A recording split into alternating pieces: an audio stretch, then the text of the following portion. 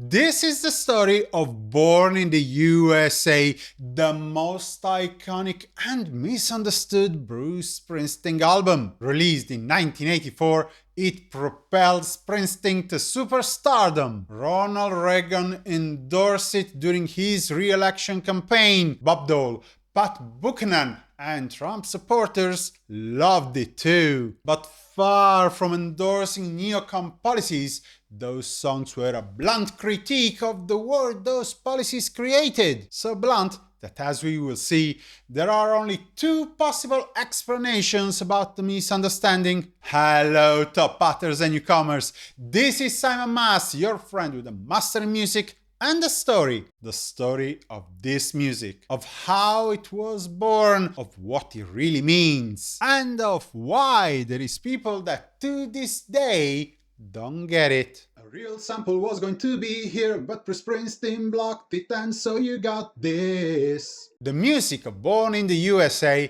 has conquered millions of hearts. The album sold 30 million copies. The 7 singles extracted from it went straight in the top 10. The first notes of the title track, they were almost synonymous with Springsteen for some time. Let's start our analysis focusing on this music then. This is simple, straightforward stuff. Very meat and potatoes, but very slick and glossy too. It's happy, positive music, energetic happy, happy-go-lucky happy, fun happy, going into heartwarming hopeful, melancholic hopeful, quietly reflective. You listen to this record and you can't help saying that this is a great world, a great country, a great life. Yes, you're stepping out there. You're gonna make a difference. I get why people could think that this is a happy record.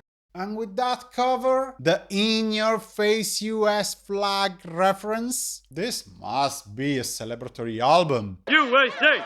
USA!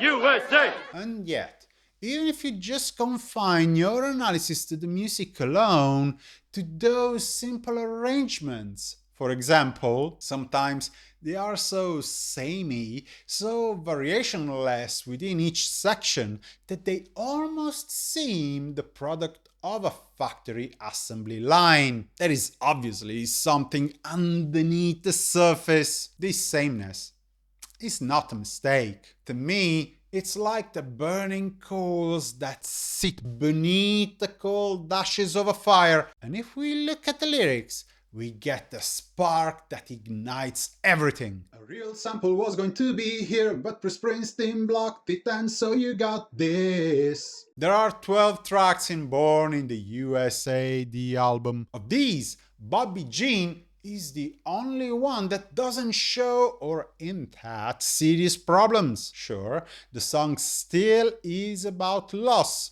of a friend, but it's heartfelt, true. Okay, what about the other tracks? Well, we have a song about a Vietnam vet that comes home. No job, no hope, no nothing. Nobody can help. A brother left dead behind. How's that for the bombastic title track? Then there is this guy. He runs away to Florida with his new bride. He works a dead-end job to make ends meet for love. And it's going okay, but then he gets jailed. The guy ends up doing the same crap job as a de facto slave. Woohoo! We got relationships that are on the brink of exploding. Men that are looking for love because that would be the only saving grace of a life that they can't stand anymore and that they can't change. Men flexing their hailing from the big city to get some between the peasants in lawless Dixieland. Men reminiscing about old times, and old times were always better. At least there was hope, a shot at having a decent life through hard work and dedication. Not so now. The factories are closing. The job market is impossible. The money's so tight it makes you want to laugh or cry. Hey, That's not happy. This is not party time. I want my money back. So why this difference in tone between music and lyrics? A real sample was going to be here, but Springsteen blocked it, and so you got this. Why are relentless, happy, energetic vibes coupled with bleak and hard times are here lyrics? Your guess is as good as mine. In fact, why don't you give me your threepence about it? Drop me a comment down below, which reminds me of something a wise man said. If this video made your day, give old Simon what you may. Give this effort a like, tell your friends, tell your mum. Consider giving me a tiny donation through this PayPal account. No need to break the bank. It's the gesture that counts. Just 1 penny and I will keep producing free videos for you in the face of adversity. Thank you. As for me, I think the opposition between music and lyrics adds a layer of meaning. It's party time in the land of hopelessness. Those assembly line arrangements I was telling you about, they recall the dull sameness of everyday life for the working man. That was leaking even in the happy music now. The happiest moments of the records are those where you look back at how life once was, at a real friend you once had. The second best? The moments when you stop thinking, who cares about tomorrow? Let's give us a kiss and stay close for the night. Or move to Florida. Or let's drive to Darlington County and party. Because one thing is losing a rigged roulette game, another is losing while being forced to pretend the game is fine, that you're losing because there's something wrong with you. That's always been the mainstream American way of looking at this game anyhow, but the geniuses of neocon propaganda top that. That's where the misunderstanding about this album comes from. A real sample was going to be here, but Springsteen blocked it, and so you got this. Born in the USA came out in early June 1984. It immediately exploded in the charts. Conservative journalist George Will went to one of Springsteen's concerts. He was elated. The energy, the flag. This was a real American. Will decided that this Springsteen fellow could come handy in the 1984 presidential campaign. Nothing came of it, naturally. That did not stop the president. In September, Ronald Reagan took the stand in Hamilton, New Jersey. Americans' future rests in 1,000 dreams inside your hearts. He said, It rests in a message of hope in the songs of a man so many young Americans admire,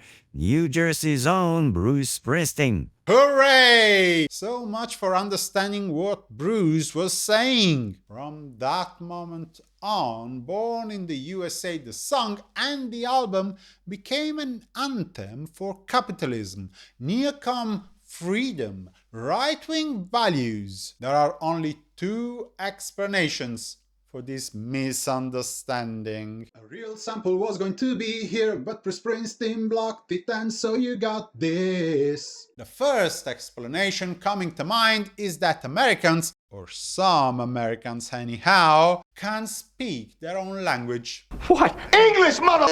Do you speak it? It's so clear that Springsteen's point was that a real patriot has to speak out in favor of the people and against even his own country, if needs be. If you don't get it, you must be dumb or you have problems with basic English. I've seen this attitude time and again, and I'm bored to death with it. What happened is cultural misappropriation, and this is where the AI I use to review my scripts threw a fit. Too difficult. I'm sure you know what I'm talking about though. When the dominant elite finds convenient to steal something from the minorities and use it to become even more dominant, it does. without caring for its real meaning. This way, dangerous messages can be neutralized. That's what cultural misappropriation is. And that's what happened between neocons